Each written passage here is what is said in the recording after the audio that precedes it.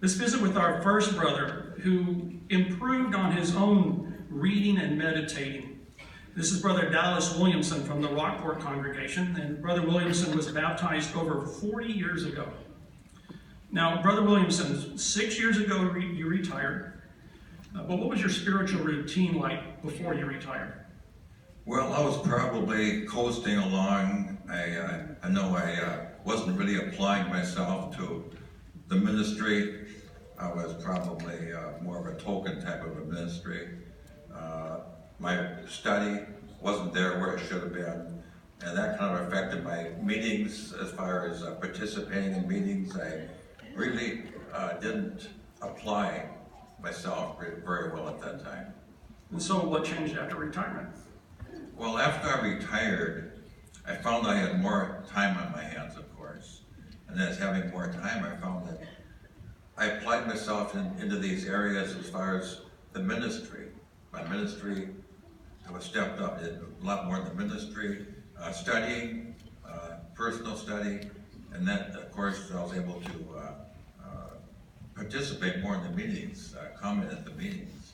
And you made some other changes too? I did. I was under a lot of stress, anxiety, and something my wife and I did a few years ago. We simplified our life, and that really, really helped us a lot. And because of that, we've seen the growth spiritually, and you've received some extended privileges as well. Yeah, I'm now a ministerial servant. Well, thank you for sharing that, Brother Williamson.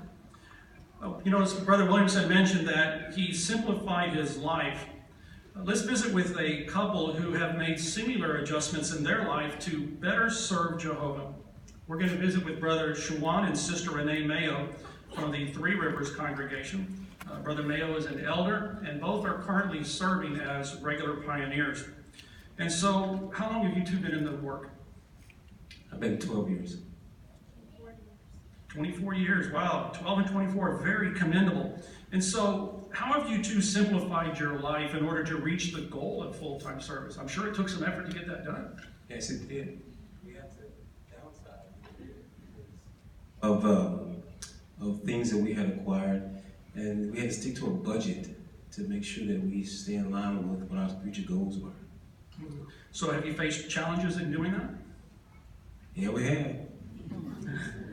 Yes, there's been several challenges through the years.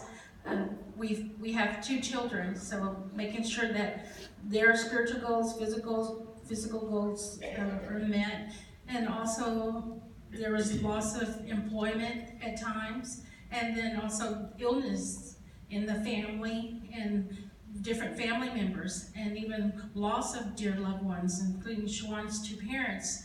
We lost them in death because of devastating illnesses. But we see these challenges, they come, but as we've endured them, we see that Jehovah's hand in it. And it helps us to see, as Job 42:5 said, to see Jehovah, to know him, to see that he's real. And it helps keep our faith to grow strong and to endure, because we know the challenges and the trials, they're going to keep coming. Yeah, well, thank you to both of you for showing us how you've made those changes in your life to serve Jehovah more fully. Well, as we mentioned earlier in our discussion, it's not always easy to serve Jehovah. We're going to visit now with Brother Jacob Pullum from the Portland congregation. Brother Pullum is a senior in high school. Now, Brother Pullum, you told me that you were raised in the truth. However, 6 years ago, your parents divorced. Your mother was disfellowshipped. How did you deal with that being just 12 years of age? Well, you know, it's very difficult. I mean, your entire world as you knew it just kind of blew away. What I found helped me is having a series of anchors. Jehovah naturally was one of the largest. Having friends in the congregation was great. But what I found to be one of the biggest helps was having my father there. That one-on-one communication was a blessing. It's wonderful that you were able to have that ability to have that open dialogue, that communication with your father. What a wonderful example. Now, you were baptized really just this past August at our regional convention down in Corpus. And just prior to your baptism, what happened with regards to a friend of yours? Well, yes, a friend was actually scheduled to be baptized with me. But sadly, after he graduated, he decided to no longer serve the truth. Wow. So obviously, We know it didn't stop you. You're up here. You got baptized. So what prevented that from stumbling you and you not getting baptized? Well, it's great to have friends going with you, you know, having the same trials as you.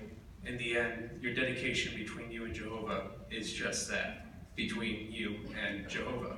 You can't let anyone or anything stand in your way. Well, thank you for sharing that, and thank all of you for sharing this part of your spiritual lives with us.